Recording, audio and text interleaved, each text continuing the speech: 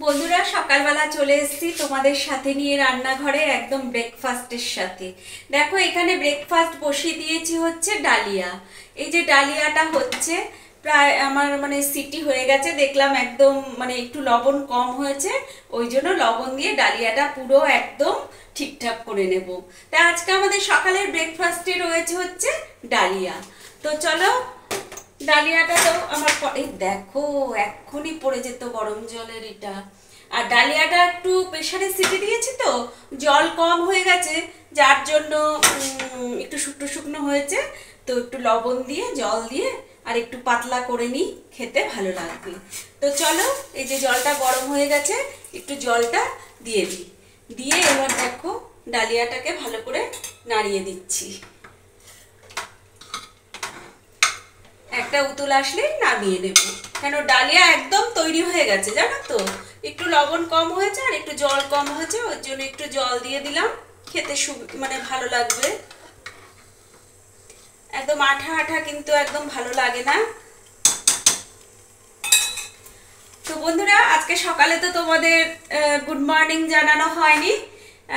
সকালবেলা তো চাটা সবই খাওয়া হয়ে গেছে। আর মানে যখন চাটা খেয়েছি না, আমার মোবাইলটা আপলোডে দেওয়া ছিল, যার জন্য আমি শ্যুট করতে পারিনি। আর তো এখনই তোমাদের গুড মর্নিংটা জানিয়ে দিই। তো গুড মর্নিং আমার প্রিয় বন্ধুরা, আশা করি যে যেখানে আছো সকলে ভালো আছো, সুস্থ আছো। আমি Runa family Runa blog channel থেকে তোমাদেরকে জানাই অনেক অনেক স্বাগত আর অনেক অনেক ভালোবাসা। চলো আজকে তবে এই ব্রেকফাস্ট দিয়ে শুরু হলো তোমাদের সাথে নিয়ে আমার ব্লগটা। তো আমার সাথে থাকো, দেখতে থাকো, আশা করি ব্লগটা তোমাদের ভালো লাগবে। আমার ডালিয়ার কালারটা দেখো কত সুন্দর হয়েছে আর কত লোভনীয় লোভনীয় ইয়াম্মি ইয়াম্মি হয়েছে। দেখো একটু জল দিয়ে পাতলা করে নিলাম, কেন অনেকটা ঘন হয়ে গেছিল, একদম আঠা আঠা, অত ঘন না খেতে ভালো লাগে না, খেতে খুব ইয়াম্মি ইয়াম্মি লাগবে বন্ধুরা। তোমাদের ফাঁকা কাপ ঠাপি দেখাতে হচ্ছে, চাটা তো খাওয়া হয়ে গেছে, তখন শ্যুট করতে পারিনি, আগেই তো বললাম।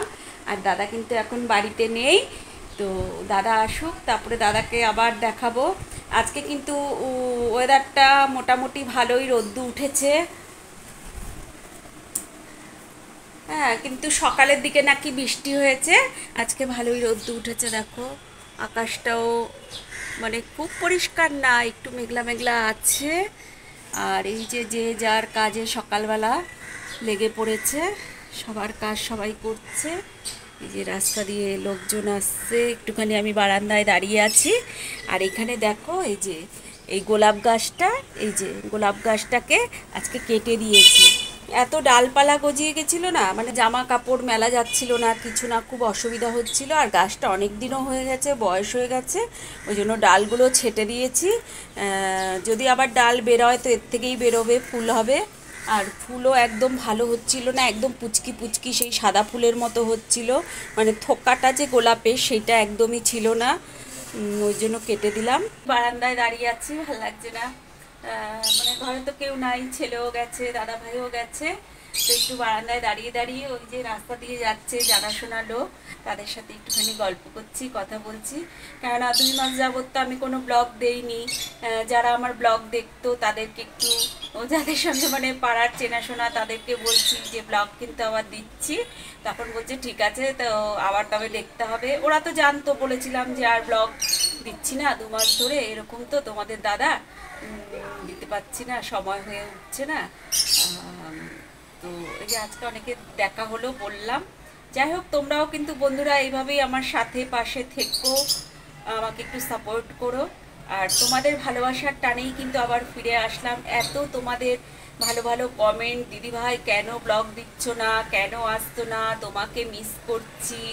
আর কালকের ব্লগ পেয়ে মৌমিতানি বলেছো খুব ভালো লাগলো, অনেক দিন পর তোমার গলাটা শুনতে পারলাম, ছোট দাও, তাও ব্লগ দাও।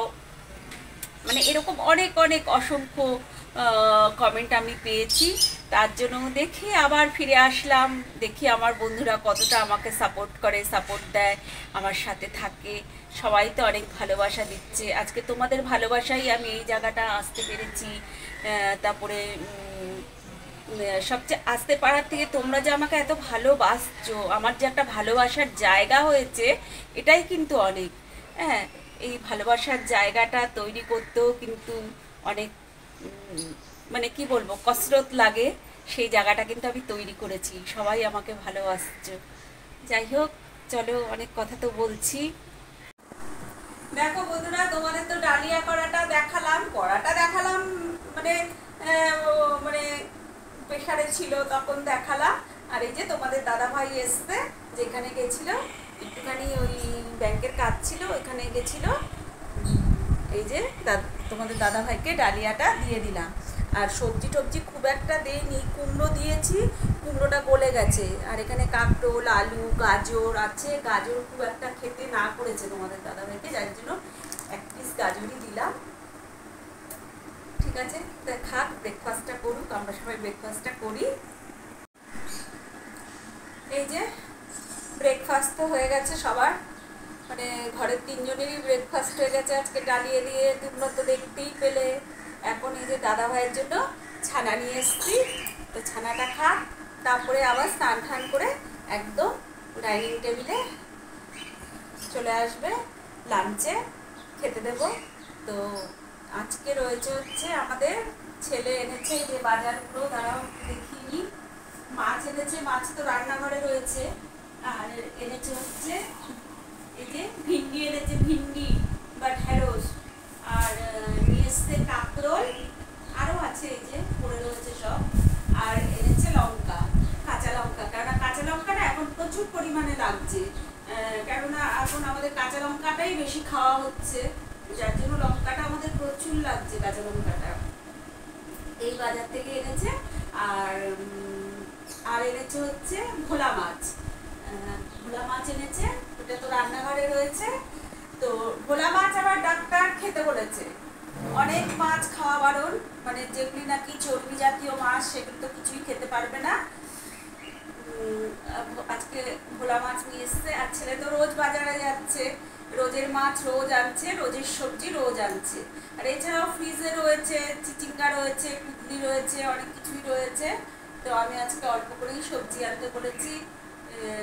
আর তোমাদের দাদা ভাই তো আগে সেই ব্যাগ করে করে নিয়ে আসতো, অর্ধেক বাজার আমার নষ্ট হতো, জানো তো, কি বলবো। তো ছেলে তো এখন রোজ বাজারে যায়, প্রত্যেক দিন বাজারে যায়, ওই মাছ আনে তাজা, আর রোজ সবজি আনে। যাই হোক, খাক ছানাটা। আমি খাবো ছানাটা? হ্যাঁ, খাবে, খাবে না? একটু ভাত খায় না, জানো তো, এত বড় একটা মানুষ। তিন বেলা খেতে বসার আগেই মানে কি বলবো, এই আমি খাবো না, এই সেই, মানে কান্নার মতো আরম্ভ করে। খাবো না বলতে মানে উনি ওই তেল কম দিয়ে দিয়ে খেতে পাচ্ছে না।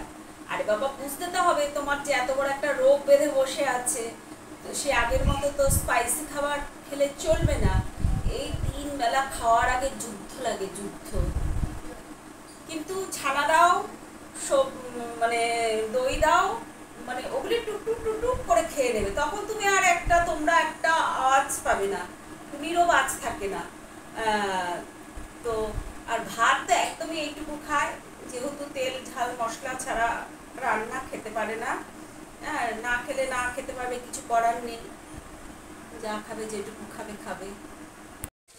বন্ধুরা দেখো, চলে এসেছি রান্নাঘরে। আর রান্নাঘরে এসে কিন্তু এই যে চিচিঙ্গা বটিটা বসিয়ে দিয়েছি, একদম লবণ হলুদ দিয়ে তেল লঙ্কা ফোড়ন দিয়ে একদম এই চিচিঙ্গা বটি বসিয়ে দিয়েছি। এখন একটু নিভা করে এগুলো মিক্সড করে নিই, এগুলি মিক্সড করে নিয়ে তারপরে একটা ঢাকা চাপা দিয়ে দেবো, যাতে তাড়াতাড়ি মজে যায়। আর এদিকে কিন্তু আমার দেখো ভাতের হাঁড়ি উপর দেওয়া হয়ে গেছে। এখন সব খাবারগুলো জানো তো টেবিলে নিয়ে যাই, আর টেবিলে নিয়ে গেলে আমার খেতে দিতে খুব সুবিধা হয়। আর টেবিলে ঢেকে ঢেকে রাখি, একদম গুছিয়ে গাছিয়ে ওইখান থেকে দিতে আমার খুব তাড়াতাড়ি হয়। এই জন্য এখন রান্না হবে, আর রান্নাগুলোকে সব নিয়ে যাব টেবিলে। এই যে ভাতের হাঁড়িটা উপর দিয়েছি, এইটাও টেবিলে নিয়ে রাখবো। তো যাই, টেবিলে নিয়ে রাখি। তোমাদের দাদাভাইকে আবার টাইম মতো খেতে দিতে হবে। আর এদিকে দেখো, ডালিয়াটা করেছিলাম সকালবেলা, সেই ডালিয়াটা এখনো রয়ে গেছে কিছুটা। আর আমার তো ডালিয়া খেয়েই পেট ভরে গেছে, কি ভাত খাবো কে জানে, কিছুই বুঝতে পারছি না। যাই হোক, দেখো বন্ধুরা, লবণের ভাণ্ড নিয়ে বসে পড়েছি। যে তোমরা এখন ভাবছো যে দিদি ভাই এত লবণের ভাণ্ড নিয়ে এসছে কেন? হ্যাঁ, দুটোই লবণের ভাণ্ড নিয়ে এসছি, 2 রকম লবণ ভরবো। কেননা তোমাদের দাদা ভাই তো এখন এই লবণ মানে আমরা যে টাটা টি সল্টটা খাই, এই টাটা টি সল্ট কেন, টাটা সল্টটা খাই, সেটা তো খায় না। তোমাদের দাদা ভাই এখন খায় হচ্ছে রক সল্ট। তো তোমাদের দাদা ভাইয়ের জন্য নিয়ে নিচ্ছি হচ্ছে রক সল্ট। আর আমরাও রক সল্টটাই খাই, কেননা রান্না তো বেশিরভাগ একসাথেই বেশি হয়। ওই মাঝে মধ্যে মাছ টাছটা একটু আলাদা করি। তো আর এটাই ভরে নেবো আমাদের টাটা সল্ট। আর এটা হচ্ছে টাটা, না এটা টাটা না, এটা হচ্ছে রক সল্ট। এ বাবা, এটাই তো আনিনি, নিয়ে আসো তো একটুখানি কাঁচিটা। একটা উপকার করে দিল, কাঁচিটা ওখান থেকে নিয়ে আসলো, না হয় আমাকে উঠতে হতো। এবার কোথায় কাটবো, এখানে কাটি। বাবা, আবার বৃষ্টি হচ্ছে, আসবে। এই যে দেখো, রক্সলটা ভরে নিলাম। আর রক্সলটা দেখো কিরকম লাল লাল, এই যে। আর আমরা ভরে নেবো ওই যে টাটা সল্ট। বাবা কত সল্ট রয়েছে, তা তো আবার আনতে শাড়ি নিয়ে এসছে সেদিন। বাটিগুলি একদম ধুয়ে নিয়ে আসলাম। আর বর্ষায় না লবণে কিরকম জল জল হয়ে থাকে জানো তো।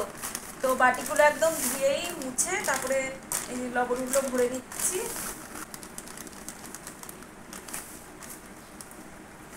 কাজের মাঝেও এ ঘর ও ঘর কত করতে হয়, এই নাও ওই নাও সেই নাও। ওই জন্য খাবার একদম এখন রান্না করে ওই ডাইনিং টেবিলে নিয়ে আসি। তো দেখো দুইটা লবণের কত পার্থক্য, একটা কিরকম লালটে লালটে, একটা তো হোয়াইট একদম। চলো যাই, গিয়ে রান্নাঘরে বসে থাকলে হবে না, অনেক থাক। লবণের এগুলো আমি পরে তুলবো। বন্ধুরা, তোমাদের তো রান্নাঘরে বলেছিলাম যে আমি আর এখন রান্নাঘরে রান্না বাড়ি রাখি না কিছু, সব রান্না হয়ে গেলে টেবিলে নিয়ে আসি। তা তোমাদের সাথে তো এক ঝলক রান্নাটা শেয়ার করব। তো এই যে শেয়ার করছি, দেখো আমাদের জন্য রয়েছে হচ্ছে ভোলা মাছের ঝাল। আর এটা হচ্ছে তোমাদের দাদা ভাইয়ের।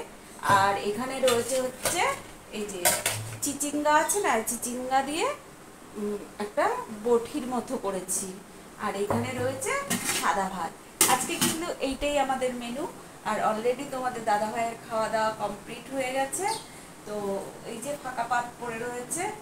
আর এখন আমার খাবার পালা, ছেলেকে খেতে দেব, তারপরে আমি খাবো। তবে এখানেই বিদায় নিচ্ছি।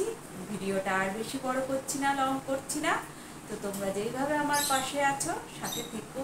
আর একটা লাইক কমেন্ট শেয়ার একটু করে দিও। আর যারা এখনো আমার চ্যানেলটা সাবস্ক্রাইব করনি, তারা আমার বেল বাটনটা দাবিয়ে সাবস্ক্রাইব করে চলে এসো আমার পরিবারে। আমিও চলে যাব তোমাদের পরিবারে। তো এইভাবেই বন্ধুত্বটা রেখো, বন্ধুত্ব থাকে এইভাবেই।